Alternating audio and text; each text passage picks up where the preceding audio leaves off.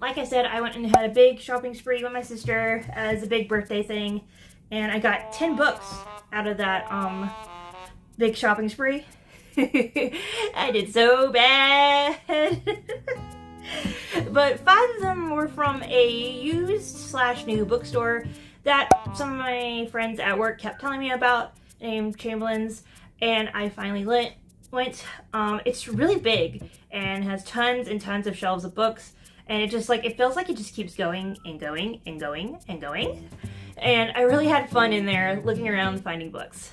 And these are the 5 books that I found, and one is for Steam and Country. If you saw my last video about my weekly reading, I'm planning to read this because I also have a Kindle version of it, because I bought it on Kindle first and then I miraculously found it at this bookstore. And so here is the summary. Abandoned at an early age, Zira von Monocle finds life as the daughter of a great adventurer to be filled with hard work and difficulty. She quickly learned to rely on only herself. But when a messenger brought news that her father was dead and that he was heir to his heirship, her world turned upside down. Zira soon finds herself trapped in the midst of a war between her home country of Rizlanda and the cruel Warren Empire, whose soldiers are acting peculiarly, almost inhuman. With enemy army advancing, her newfound ship's crew may be the only ones who can save the kingdom. So I'm really excited to read this because it's got a bunch of steampunk in it. I love steampunk, and that's machines and stuff that's run by steam, and it's kind of always set in the 1800s. So this is going to be really fun, I bet, and I can't wait to read it. Next I found the Circus Rose, and this is the summary for it. Twins Rosie and Ivory grew up at their ringmaster's mother's knee. Always double act. Rose performing on stage, Ivory working behind the scenes. After years on the road, they are finally returning to Port End, the closest place to home they've known. Yet something has changed in the bustling city. Fundamentalist flyers paper the walls and preachers fill the squares, warning against shadowy sins spreading across the land. The circus prepares a triumphant homecoming show, full of lights and spectacle that could chase away even the darkest shadow. But during Rosie's tightrope act, disaster strikes, and Ivory is forced to step into the spotlight. It's become clear that something sinister lurks in Port End. Ivory and her magician crush find themselves in a race against time to save their circus family. Soon true love and sisterhood are put to the test in this lush, sensuous novel set against the backdrop of a glamorous circus. So yeah, that sounded really interesting to me when I found it and picked it up. And it's got circus motif, and it also has about sisterhood, and I wanted to read it because of that. So yeah. Okay, the next book I found is probably the most expensive book I got there because it's a newer book and it was hardcover. So I think that was why it was kind of high. So, but that is Snow Globe, and this sounded really, really cool and interesting, so I just had to get it. Alright, so here's the summary. Enclosed under a vast dome, Snow Globe is the last place on Earth that's warm. Outside Snow Globe is a frozen wasteland, and every day citizens face the icy world to get to their jobs at the power plant, where they produce the energy Snow Globe needs to keep running. Their only solace comes from the form of a 24-hour television programming streamed directly from the Dome City. The residents of Snow Globe have everything: fame, fortune, and above all, safety from the desolate outside of their walls. In exchange, their lives are broadcasted to the less fortunate, who watch eagerly, hoping for the chance to one day become actors themselves. Copan lives for the time she spends watching the shows produced inside the Snow Globe. Her favorite, Go Round, starring Go Here, Snow Globe's biggest star, and it turns out the key to getting Kohem her new dream life, because Hera is dead, and Copan has been chosen to take her place. Only life inside Snow Globe is nothing like what you see on television. Reality is a lie, and truth seems to be forever out of reach. But yeah, got chills from that. So that sounds really interesting. I do like dystopian as well, so one of my other go-tos for reading. Yeah, I'm kind of weird. Fantasy and dystopia. I'm a weird person. But anyway, I can't wait to get to this, and I think the sequel is already out, so I won't be feeling like I'm being left on a cliffhanger when I finish this. I can go straight into the next one. I found The Traitor Prince. This is, I think, the last book I needed for this series, which is the Ravenspire novel series, and I've been trying to get a hold of a copy of this, but it's always every time I go, the bookstore seems to have all but this one. So when I found it, I was like, I gotta get it. This is my only chance. It might be my only chance. So yeah. Jevan, Crown Prince of Akaram, has spent the last decade at boarding school, far from his kingdom, but his eagerly awaited return home is cut short when a mysterious impostor takes place, and no one believes Jevan is the true prince. After barely escaping the impostor's assassins, Jevan is thrown into Makora, Arkham's most dangerous prison. The only way to gain an audience with the king and reveal Jevan's identity is to fight Mark Kabur's twice-a-year tournament, but winning is much harder than acing in competitions at school, and soon Jevan finds himself beset not just by the arena's terrifying creatures, but also by a band of prisoners allied against him, and even the warden herself. The only person who can help him is Saejin, who has been enslaved by the Markin's warden since she was a child, and whose guarded demeanor and powerful right hook keep the prisoners in check. Working with Saejin might be the only way Jevan can escape alive, but she has dangerous secrets. Together, they have to outwit the vicious warden, outfight deadly creatures, and outlast the murderous prisoners intent on killing Jevan. If they fail, they will be trapped in the prison for good, and the secrets Jevan's been hiding will bury them both. So I can't wait to read this one, and I've got the other, I think, 2 or 3 books in the series, so I can finally read this all in one go. Yay me!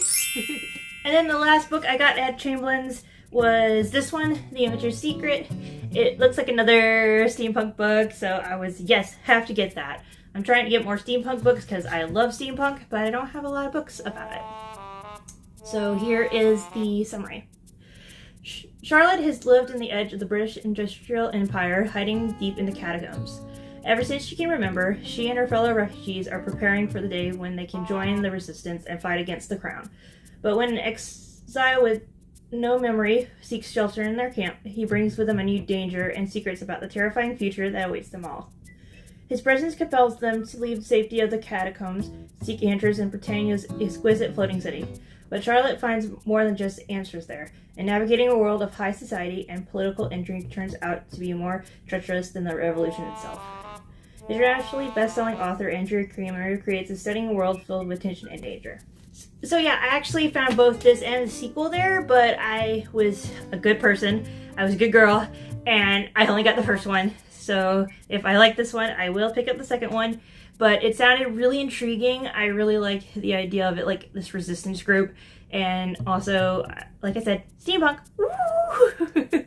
So can't wait to get to this. Okay, now we'll go through the other 5 books that I got on my big shopping spree with my sister. And the first one is this special edition of Alice in Wonderland. If you don't know, Alice in Wonderland is probably one of my favorite classic books of all time. So when I saw it, I just had to get it. This is probably going to be my 3rd edition of the book I own. But yeah, this looks really pretty. And as you can see, it's got like illustrations like there. And throughout it, there's some colored illustrations. And there's also some black and white illustrations. I just really like the craziness that is Alice in Wonderland. I know it was like commentary on what it was like in England at the time back then, but now to me it's just a fun classic I like to read once in a while, and I really liked seeing this edition and I picked it up because of that. Okay, next book is The Flamecaster, and I was looking at other books by this author and they sounded really cool, and I was like, man, I wish there was the first book. And then I noticed this on the spines. Book 1. Please put this on more books. Please. You don't know how many times I picked up a book and realized it was the 2nd or 3rd book in a series, but it sounded so awesome. And then I realized that they don't have the other books in the series, so I can't start it. But yeah, here's the summary for this one. A wizard prince in exile, thirsting for revenge. A girl with a curse, striking back against a ruthless king. Together they will burn the kingdom to its rotten core. Yeah, I know that's not much of a summary, but I did look up the one on Goodreads and it sounded really, really fun and really, really cool to read. And I can't remember it right now. Anyway, but it sounded really fun and I really liked the magic that we're talking about in the summary. So I picked this up and it's going to be awesome, and it's a little bit of a chunker. So we'll see how this goes when I started. Then I found a book I've been looking for since it came out, and that is Hour of the Pumpkin Queen. This is a sequel to Long Live the Pumpkin Queen, which came out a few years ago, and I read that. That was pretty cool. It followed Sally from The Nightmare Before Christmas as she discovered other towns like Dreamtown, and in this one she finds out about like Time Town. Let's do the summary real quick. 1 year has passed since Sally wed her beloved Jack Skellington and stepped into her role as Queen of Halloween Town. Even with Jack by her side, though, being a ruler isn't easy, and Sally feels uncertain of her future. Her seams are stretched thin with her royal duties, her newfound family in Dreamtown, and a desire to bring citizens from across the Hitherlands together. When a simple potion demonstration at Sally's inaugural Halloween Town exhibit goes horribly wrong and things unravel fast, Sally and her new ragdoll princess Luna fall through a mysterious portal, landing in a new realm called Time Town. They soon discover that someone has tampered with the clock and that controls Halloween Town, and Sally cannot return to the present-day version of her home unless she finds a culprit and resets time. Sally and Luna embark on a journey to unmask the truth, encountering more towns, friends, and foes along the way. But the clock is ticking, and as Sally fights to save Jack from her hometown, she wonders what kind of future she really wants and what she must sacrifice to get it. So yeah, this, like I said, sequel to Long Live the Pumpkin Queen. I really liked that, but one thing I didn't know was that all the towns Sally visited, they were kind of like under this sleeping spell. So hopefully with this book being a bit different, maybe she can actually interact with people in those different towns that if she goes to them this time. So I'm hoping that's what gets like fixed in this book. So can't wait to read that. Then the next book I found, which I was really excited to find because I am a huge fan of this author. She has been an independently published author for a while, and this is her first traditionally published book, and I was ecstatic when I found out it was out this week. And that is Arcane Academy by Elise Kova. And here is the premise.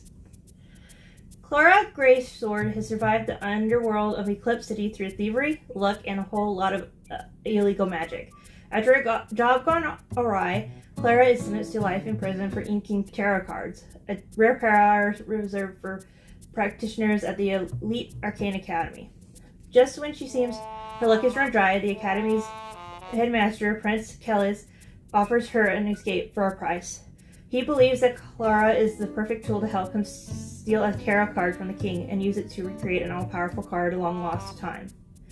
In order to conceal her identity and keep her close, Kellis brings Clara to Arcane Academy, introducing her as the newest first-year student and his bride-to-be.